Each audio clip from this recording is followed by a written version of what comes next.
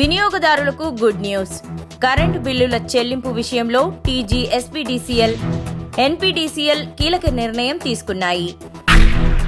ఇక నుంచి phone pay, Google pay ద్వారా కరెంటు బిల్లులు చెల్లించే అవకాశాన్ని కల్పించాయి.